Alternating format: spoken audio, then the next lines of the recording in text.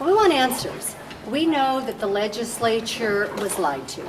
We know that there were documents that were produced by folks in the administration that contained false information that was kept out of public scrutiny. I believe at times the numbers were cooked in order to stay below the threshold that is required for disclosure to the legislature of plans. We know that the judge's order was misinterpreted, and that's being polite in my language. So today, we want to understand what happened. Did everybody know, or perhaps even worse, did nobody know what was really going on at San Quentin?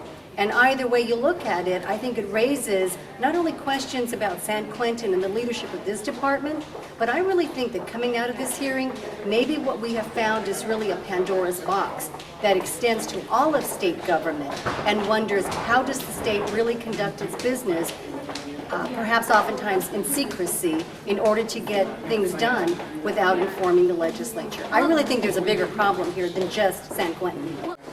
Well, these are, depending on who they are. I've asked Secretary Tilton this. He has already discussed some possibilities of looking at discipline. We'll hear from him today about that. Many of these are political appointments by the governor. I think to a certain extent this administration perhaps needs to get more engaged with actually what's going on in its own department. I wonder who's running the store, especially in the Department of Corrections. Is it the policy guys? The secretary claims he didn't even know. Is it the lawyers? Do they even talk to each other? I mean, that's really, I was flabbergasted when I began to study documents and to take a look at who was writing what without consulting with other individuals. And at the end of the day, it took an accidental tourist who stumbled upon a new death chamber and finally did something that nobody else bothered to do, and that was to ask questions. And that's why we're here today, because one person finally asked the question that it appears nobody within the Department of Corrections and Rehabilitation ever bothered to ask.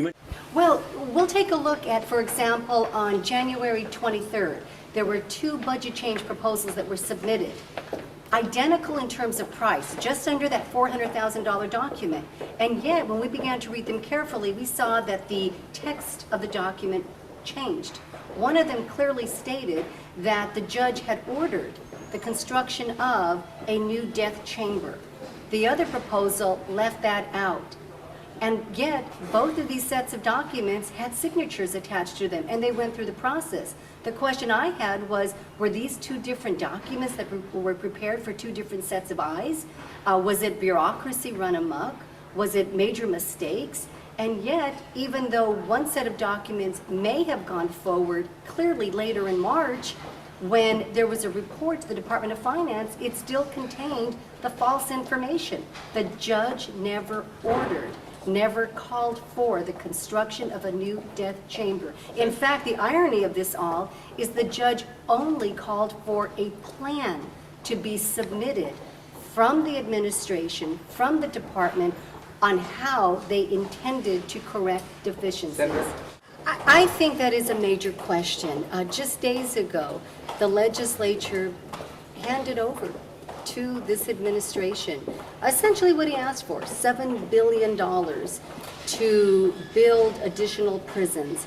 And from today's hearings, looking at how this department is run, I think we really have to question the oversight, the accountability, the truthfulness of this administration, this department in handling and properly managing the taxpayers' dollars.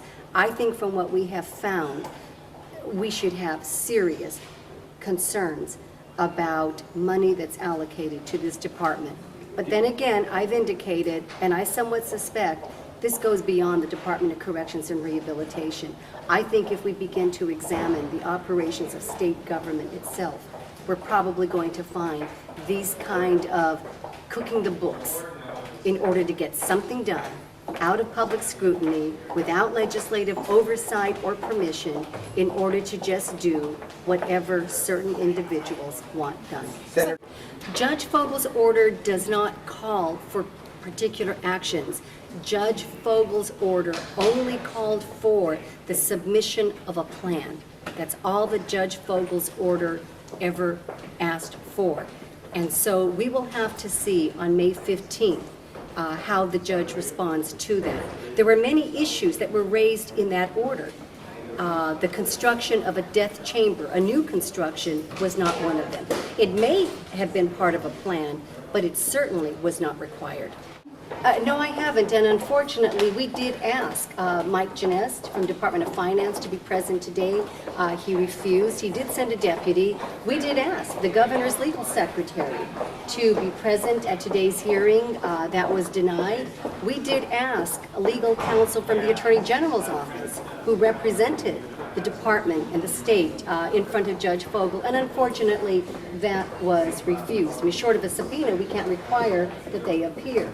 However, I do want to, though, applaud the leadership of Secretary Tilton. I do think he's been forthcoming.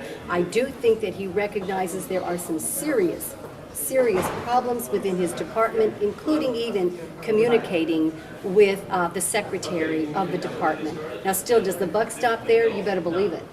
But I think it raises many serious questions when even the secretary indicates that he didn't even know what was going on in his own department. So I look forward to the governor's briefings, because this is something that, especially given the sensitivity of this topic, the construction of a new death chamber at a time when corrections is under close scrutiny, to not have the public discussion, even if everything were in compliance, I think really raises serious questions as to whether or not this administration understands the seriousness of what this means for the legislature of California. I think we would be having the hearing anyway, because clearly that legislative trigger was not only exceeded, it was really, there was an effort to evade that, I believe, when we look at all the documents. But given the sensitivity of the topic, I think it does add added intensity and interest to this issue.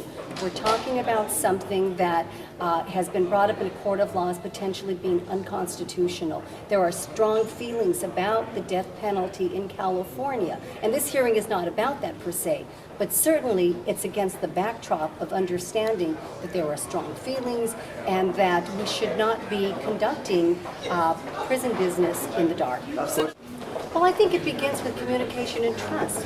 And the first thing that I really want to see is there a willingness, is there a change in the culture to not keep out of the public sight, out of legislative oversight, information we've asked for? Because if not, it raises questions about this department. How do we believe their cost estimate numbers? How do we believe their budgets when they bring them forward? Do we even believe what they say when they talk about overcrowding numbers or staff vacancy numbers?